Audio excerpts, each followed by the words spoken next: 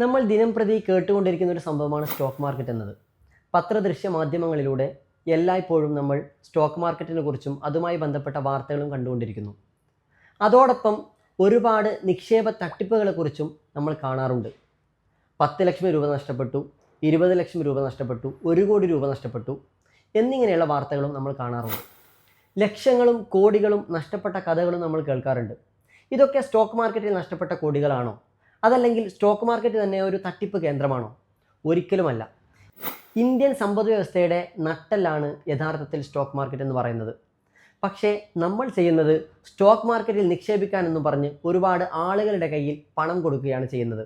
എന്നാൽ സ്റ്റോക്ക് മാർക്കറ്റിൽ നിക്ഷേപിക്കാൻ ആളുകളുടെ കയ്യിൽ പണം കൊടുക്കേണ്ട ആവശ്യമുണ്ടോ? ഒരിക്കലുമില്ല. ഒരു ബാങ്ക് അക്കൗണ്ട് തുടങ്ങുന്ന ലാഘവത്തോടു കൂടി ഡിമാറ്റ് അക്കൗണ്ട് നമുക്ക് തുടങ്ങാനും അതുവഴി സുരക്ഷിതമായിട്ട് നമുക്ക് നിക്ഷേപിക്കാനും സാധിക്കും.